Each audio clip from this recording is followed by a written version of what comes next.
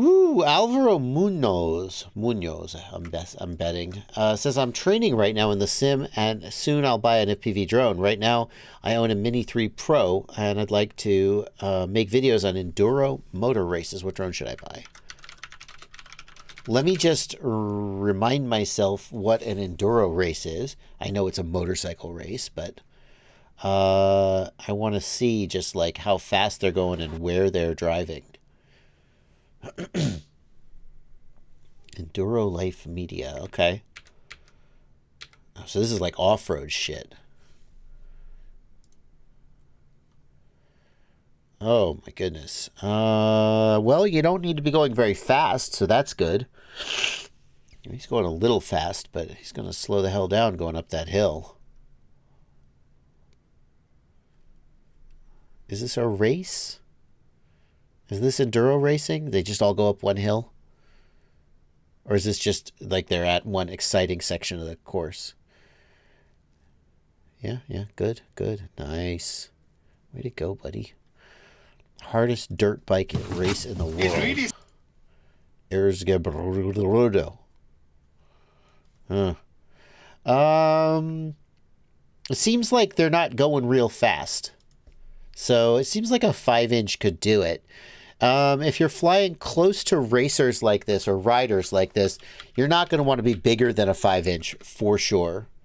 Like chasing them with a 7-inch, even with their like pads and stuff on, to me would be no bueno. So I'd be doing a 5-inch or maybe a 3-inch, 3.5-inch with prop guards, just depending on, I mean, it just seems like they spend a lot of time just standing there. You know? A lot of times when you're chasing them with a drone, but you could be just like literally you could just be standing with a you don't need a drone for this. Just have a handheld camera and just be standing there looking at the guy and going, "Bro, I could walk this faster than you're riding it." Like it feels like this race is we've got a really hard course that if you were on foot, you could probably walk it. And then we're just going to saddle you with a motorcycle for no reason and make you get the motorcycle through the course. Like, here's two guys. And any one of these guys at any time could just get off their motorcycle and and walk up the hill. No, you got to bring the motorcycle with you, buddy. Like, I don't feel like a drone is hey, get out of my way.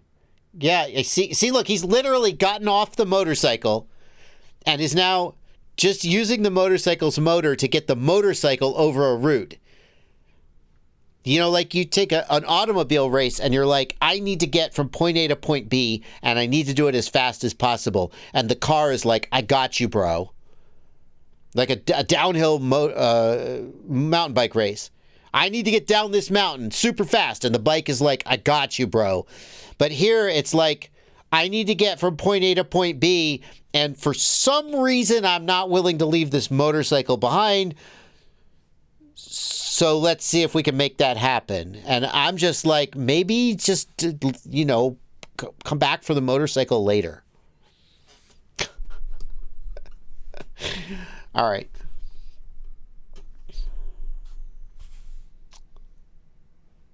So yeah, don't use a drone for this. Yeah, a 5-inch or a 3.5-inch with prop guards is the answer to your question. That's what I would say. What does it mean when you try to flash an ExpressLRS receiver and you get the message, not enough space? What you need to do is you need to flash the receiver to, I think it's 254. It's the last version of ExpressLRS 2.x. So you're trying to go from 2.x to 3.x, and there's a change in the structure of the file system that needs to happen to make that work. And the way to make it happen is first flash the receiver to, I believe it's 254, but it's whatever the last version of ExpressLRS. 252. Thank you, Plenty. Flash the receiver to 252. And then after flashing to 252, flash to 3.3 or whatever the latest version of 3.x is. That'll fix it. You should know that there is... Yes, Blunty. Oh, sorry. I You was gonna? just also going to say, if you're flashing over UART, you won't get that error. And if you're attempting to flash the newer version of file they make you, if you happen to unzip that and then try to flash it, it will give you the same error because you've unzipped a file that's meant to be zipped flashed. Yeah, flash the zip. Yeah, but people apparently. So you're saying you can run into this error even if you're on 3.x, or is it only when going from 2.x to 3.x?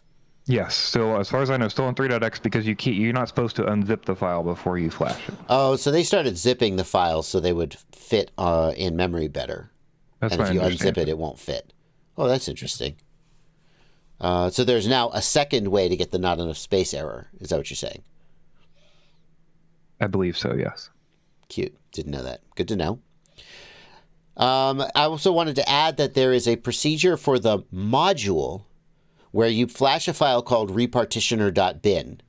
And if you do that to the receiver, you'll brick the receiver, and the only way to get it back will be to flash it via the serial interface, which is a bit of a pain in the ass sometimes. So for the receiver, make sure you go to ExpressLRS 252 and then 3.x. Do not flash the repartitioner.bin. And then apparently also what could cause that is if you unzip the GZ file, you need to flash the GZ file.